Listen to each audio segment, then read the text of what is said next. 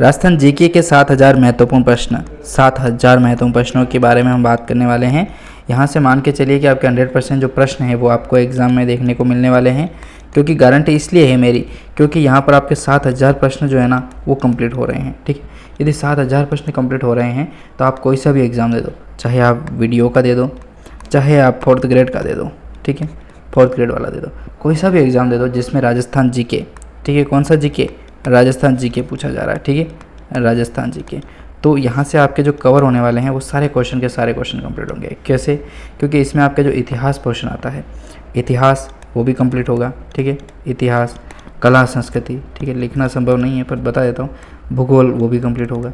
तो इस तरीके से आपके जो प्रश्न हैं वो यहाँ से बनने वाले हैं और वो सारे कंप्लीट होने वाले भी हैं। ठीक है, तो इस सेशन को जल्दी से जल्दी सब्सक्राइब कीजिएगा और हम आगे बढ़ते हैं। पीडीएफ डाउनलोड करनी है, लिंक आपको डिस्क्रिप्शन में मिल जाएगा, वहाँ पर जाइएगा और पीडीएफ को आप डाउनलोड कर पाएंगे।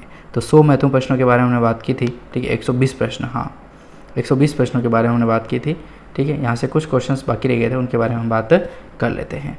तो देखिए 120 ही थे ना, हाँ 112 था, हाँ ये सब बाकी है अभी अपने। तो चलिए शुरू करते हैं इस सेशन को। हाँ देखिए 120 नंबर का प्रश्न आता है कि गिलुंड सभ्यता का उत्खनन किसके द्वारा करवाया गया।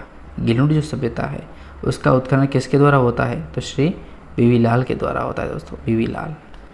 फिर प्रश्न है कि किस सभ्यता में काले एवं लाल रंग के मृदभांड मिले हैं, तो गिलुंड सभ्यता में ही मिले हैं अपने को, ठीक है। काले एवं लाल रंग के मृदभांड अर्थात मिट्टी से बने हुए जो मटके होते हैं वो प्राप्त हुए कहाँ पर, गिलुंड सभ्यता से।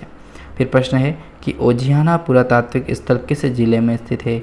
ओजियाना जो पुरातात्विक स्थल है वो किस जिले में स्थित है, वो अपने भीलवाड़ा में स्थित है दोस्तों, भीलवाड़ा इसका राइट आंसर होने वाला है। अगला प्रश्न है ओजियाना पुरातात्विक स्थल का उत्खनन किसके द्वारा करवाया गया था, बी.आर. मीणा के द्वारा करवाया गया, ठीक है। बी.आर. मीणा से एक और प्रश्न बनता है, देखिए लाचुरा सभ्यता से संबंधित है, ठीक है। भीलवाड़ा का उत्खनन जो है वो बी.आर. मीणा के द्वारा ही होता है, ठीक है। ये प्रश्न पूछा नहीं गया है, इसको आप इंपॉर्टेंट लगा लीजिएगा, 100% प्रश्न जो है वो पूछा जा सकता है दोस्तों, ठीक है, इंपॉर्टेंट इसको आप ज़रूर लगा लीजिएगा, ठीक है। चलिए अगले प्रश्न की ओर बढ़ें, 125 नंबर का कि बालाथल सभ्यता के प्रमाण कहाँ से मिले हैं, तो वल्लभ सागर उदयपुर से। ये वल्लभ सागर नहीं है वैसा, वल्लभ नगर, ठीक है, नगर है ये, वल्लभ नगर से प्राप्त हुए हैं दोस्तों बालाथल सभ्यता के प्रमाण।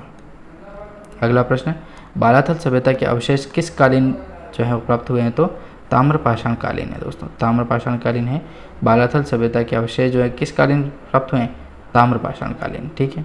अगला प्रश्न इसी कड़ी में, किस सभ्यता स्थल से लोहा गलाने की भट्टी प्राप्त हुई है। लोहा गलाने की जो भट्टी है वो इससे प्राप्त हुई है, किससे, बालाथल से प्राप्त होती है, ठीक है। अगला प्रश्न है किन सभ्यता स्थलों से बुने हुए वस्त्रों का अवशेष मिला है, तो बालाथल विराट दोनों का नाम आता ही है, ठीक है। देखिए प्रश्न इसलिए फटाफट हो रहे हैं क्योंकि आपके एग्ज़ाम जो है बहुत ही नज़दीक हैं। यदि आप पीडीएफ के माध्यम से आप स्वयं पढ़ेंगे ना तो आपको काफ़ी मदद मिलने वाली है। वीडियो तो आप तक क्या है पहुँचने का एक माध्यम है हमारा, बाकी आप चाहें तो नोट्स बना करके या नोट्स इन प्रश्नों को उतार करके भी आप सोल्व कर पाएंगे, ठीक है। चलिए अगला प्रश्न है गणेश्वर सभ्यता जो सीकर में स्थित है किस नदी के निकट स्थित है, तो कांतली नदी के निकट जो है वो स्थित होने वाली है। अगला प्रश्न बनता है 130 नंबर का, किस सभ्यता स्थल से कुल्हाड़े, तीर, भाले और सुइयाँ प्राप्त हुई है, तो गणेश्वर सभ्यता से, ठीक है। अगला प्रश्न 131 नंबर का, किस सभ्यता से मछली पकड़ने के कांटे, फरसे और बाणाग्र उपग्रह, बाणाग्र अर्थात बाण, ठीक है, बाण चलाने के अर्थात शिकार से संबंधित यहाँ पर प्राप्त हुए हैं। एक तो मछली पकड़ने का, मछली का शिकार करने, फरसे अर्थात जो हुक आता है ना, इस तरीके के हुक होते हैं जो मछली को पकड़ा जाता है, ठीक है, कांटे, फरसे और बाणाग्र, ठीक है, जो उपकरण मिले हैं वो मिले अपने गणेश्वर सभ्यता से, ठीक है। चलिए इसी के अंतर्गत अगला प्रश्न देखें, तो अगला प्रश्न है गणेश्वर से मिले हैं, ठीक है ना। 132 नंबर का प्रश्न है, यहाँ से देखें तो पुरातात्विक विदों ने गणेश्वर सभ्यता को बताया क्या है, तो ताम्रयुगीन सभ्यता के नाम से इसे जाना जाता है। क्यों, क्योंकि ये ताम्रयुगीन है, ठीक है, तांबे के समकालीन मानी जाती है, इसलिए ताम्रयुगीन सभ्यता होने वाली है। गणेश्वर सभ्यता में किसके निर्देशन में 1977 से 1978 में उत्खनन हुआ था, तो रतन चंद्र अग्रवाल के निर्देशन में होता है, ठीक है, रतन चंद्र अग्रवाल। फिर प्रश्न 134 नंबर का कि मिट्टी के छल्लेदार बर्तन केवल किस सभ्यता से प्राप्त हुए हैं, तो गणेश्वर सभ्यता से अपने को प्राप्त होते हैं। अगला प्रश्न है रंगमहल सभ्यता हनुमानगढ़ किस नदी पर अवस्थित है दोस्तों? रंगमहल सभ्यता जो है वो हनुमानगढ़ किस नदी पर स्थित है? तो घग्गर नदी इसका राइट आंसर होने वाला है, घग्गर नदी। ठीक है, अगला प्रश्न, PDF डाउनलोड कीजिएगा आप, ठीक है, जल्दी से जल्दी।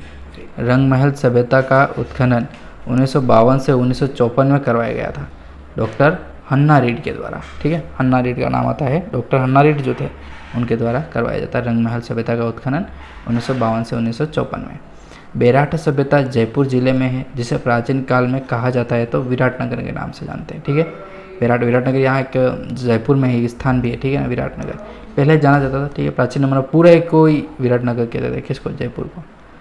फिर है कि बेराट सभ्यता से प्राप्त मृद पात्र अर्थात मिट्टी से बने हुए जो पात्र हैं वो किस रंग के होते थे? काले और लाल रंग के होते थे दोस्तों। ठीक है, चलिए अगला प्रश्न इसी कड़ी में, बेराट सभ्यता के लोग किस धातु से परिचित थे दोस्तों? किस धातु से परिचित थे? तो लोहे से परिचित थे। ठीक है, बेराट सभ्यता की बात हो रही है यहाँ पर। चलिए अगला प्रश्न इसी कड़ी में 140 नंबर का, ये भी देख ही लेते हैं। 140 का प्रश्न है कि चीन का प्रसिद्ध यात्री जो था वो वैनसांग थे। ठीक है, यहाँ है वैनसांग क्या पता लिख रखा है, लेकिन वैनसांग नाम है उनका। राजस्थान की किस सभ्यता के दौरे पर आए थे? तो बेराट सभ्यता के दौरे पर आते हैं। ठीक है, वैनसांग जो कहाँ चीनी यात्री थे। ठीक है, वैनसांग। बागोर सभ्यता भीलवाड़ा में स्थित है, इसका 1967 से 1970 तक उत्खनन किया गया था BN मिश्र के द्वारा। ठीक है, काफ़ी महत्वपूर्ण प्रश्न है। ठीक है, बागोर सभ्यता अपने बागोर की हवेली भी स्थित है। ठीक है ना, बागोर की हवेली भीलवाड़ा। नगर सभ्यता किस जिले में स्थित है? बागोर की हवेली भीलवाड़ा नहीं, बागोर सभ्यता भीलवाड़ा और हवेली की बात, हवेली बागोर की हवेली उदयपुर, बागोर हवेली उदयपुर। ठीक है, सभ्यता भीलवाड़ा है। तो नगरी सभ्यता किस जिले में स्थित है? तो चित्तौड़गढ़ में स्थित है, चित्तौड़गढ़। नगरी सभ्यता चित्तौड़गढ़ का प्राचीनतम नाम जो है वो क्या है? मध्यमिका नाम आता है। ठीक है, मध्यमिका के नाम से उसे जाना जाता है। फिर प्रश्न है कि नगरी सभ्यता की खुदाई सर्वप्रथम 1904 में किसने करवाई थी? तो डॉक्टर R भंडारकर का नाम आता है दोस्तों। डॉक्टर R भंडारकर जो है वो नगरी सभ्यता की खुदाई करने वाले सर्वप्रथम थे। ठीक है, 1904 में। अगला प्रश्न है, प्राचीन सभ्यता जोधपुरा किस जिले व किस नदी पर स्थित है? तो प्राचीन सभ्यता जो जोधपुरा है वो अपने जयपुर में स्थित है और साबी नदी पर। ठीक है, जोधपुरा से आप कहीं जोधपुर मत करके आ जाना, जयपुर में और साबी नदी पर। अगला प्रश्न है कि जोधपुरा सभ्यता की खुदाई का कार्य 1972 से 73 में किसके निर्देशन में करवाया गया? तो RC अग्रवाल और विजय कुमार के निर्देशन में ये कार्य होता है दोस्तों। ठीक है, चलिए अगला प्रश्न, किस सभ्यता स्थल से लोहा बनाने के प्राचीनतम भट्टियाँ मिली है? तो जोधपुरा से ही प्राप्त हुई है दोस्तों। ठीक है, चलिए अगला प्रश्न, रेड सभ्यता का नाम जो टोंक में स्थित है किस नदी पर स्थित है? ढील नदी पर। ठीक है, ढील नदी। किस सभ्यता स्थल को प्राचीन भारत का टाटा नगर कहते हैं? तो रेड टोंक का नाम आता है। रेड टोंक सभ्यता का उत्खनन कार्य 1938 से 1939 में करवाया गया था दयाराम साहनी के निर्देशन में। फिर प्रश्न है कि नगर सभ्यता टोंक का प्राचीन नाम क्या था? तो मालव नगर के नाम से उसे जाना जाता था। ठीक है, मालव नगर।